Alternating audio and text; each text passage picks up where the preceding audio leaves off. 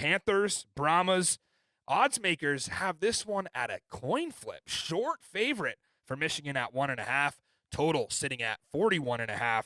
And forecast yet again ideal for Jake Bates, the earthquake Bates, to nail bombs with a roof over his head. Is Michigan ever going to play outside? This is 4 straight weeks that the Panthers get to be indoors. Come on. Football's meant to be played outside. They're going to have to play outside a lot the rest of the season. Well, what do we know about the Brahmas? It was bad news all week for them. They lost their first game, and not only that, shortly after they learned starting quarterback Chase Garbers will be out for the season with a wrist injury, as first reported by Mike Mitchell. Garbers, off to a really hot start, I thought he was. And you see the guy now who's going to replace him in Quinton Dormady. But with Garbers, I mean, it's going to be hard shoes to fill. He was completing 70% of his passes. He had 6 touchdowns, just 1 interception, and he was sacked only 3 times. So we'll see with Quinton Dormady. Let's talk about Dormady a little bit here. Second straight spring football season. He enters the year as a backup, and within just a few games, gets the starting job. You see his Guardians tape here. Orlando, not great, not good at all, really, last year, but he kind of provided that spark, most famously leading that April Fool's win over DC, where he threw like 5 touchdown passes. So Dormady ended up completing 68% of his passes last year. He had just over 1,500 yards on 10 touchdowns and 5 picks. And he really had zero help from his offensive line. If you remember anything about the Orlando Guardians, he was sacked 20 times. So he'll have a better offensive line this time around. His counterpart there was Cody Latimer, who became his favorite target rather quickly. They now reunite after developing that connection in Orlando that led to moments like that. Don't sleep on Katie Cannon either. That's another guy that's with the Brahmas now who is really fast and can create a deep threat, and Dormady's familiar with him. This is not, to me, your typical, like, starter gets hurt, season is over type of situation. I think Dormady's one of the most underrated players in the UFL. There's a handful of teams where if you lose a starter, you're done. Like, I think about DC. St. Louis is another one, and maybe even like a Memphis where you can't recover from your starter getting hurt.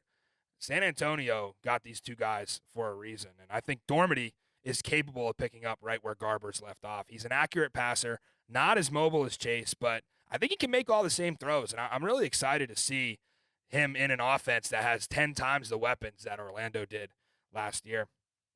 Tough challenge, though, for Dormady to get thrown in against the Michigan Panthers. That is not ideal for your first UFL start. Michigan, the number 2 pass defense in the league.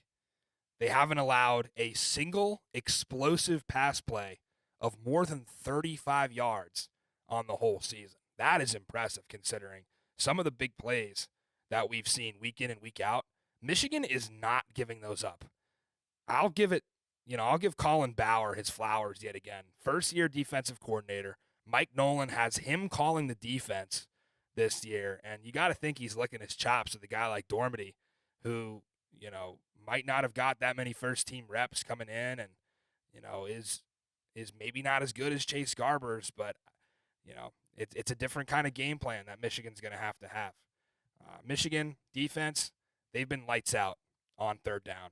Teams just 34.2% against the Panthers on third down.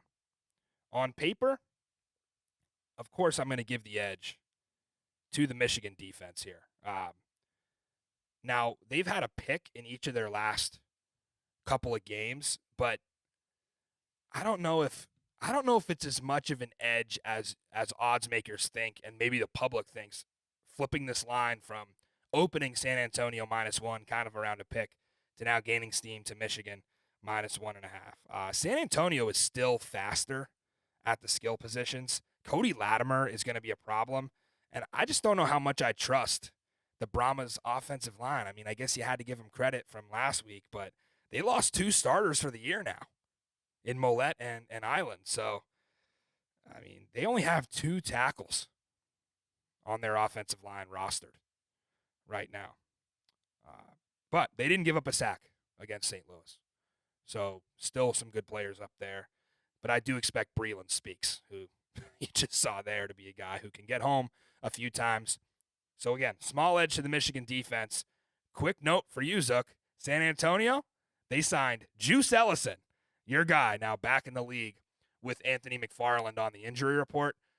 Ellison, great pickup to find some depth. Hard runner, won our Throwback Player of the Year last season for our Freshie Awards, and I think he's a guy who can make an impact, another great skill position player for A.J. Smith to utilize. Let's shift gears to that Michigan offense against the Brahmas D. I can't figure out E.J. Perry and this Panthers pass game for the life of me. Statistically, it's the worst in the league, but that's not translating to any problems that they're actually having in real time on the football field. They're just hitting on explosive.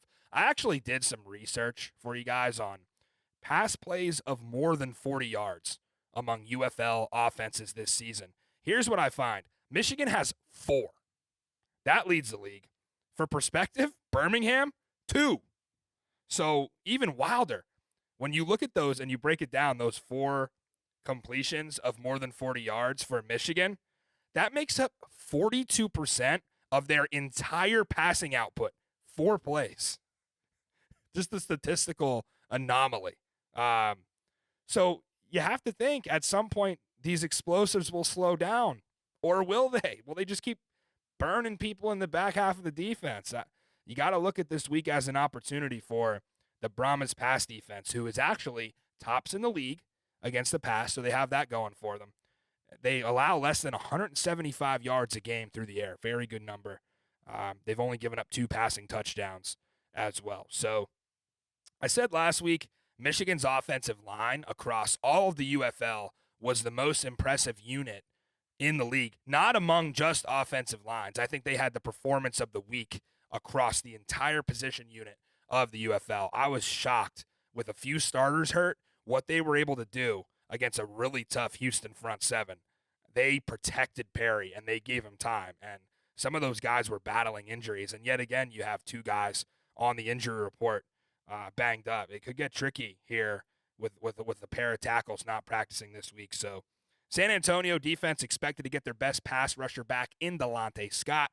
That'll make a difference. And this is where Wade Phillips and the Brahmas do present an edge in my book. I guess you never really know when you got Marcus Sims out there scoring from 80 yards plus for Michigan every week. And he's been an absolute star and can flip a game right on its head. But yet again, he's not practicing due to injuries. And it seems like Michigan has this strategy in practice where they hold their stars out. Happened with E.J. Perry last week, and then they end up going. So monitor those. I think Sims will probably play. But San Antonio's the pick for me here. And Jake Bates is obviously going to keep the Panthers in it with his ability to just hit field goals from the concession stand. But I think Brahmas are the play here.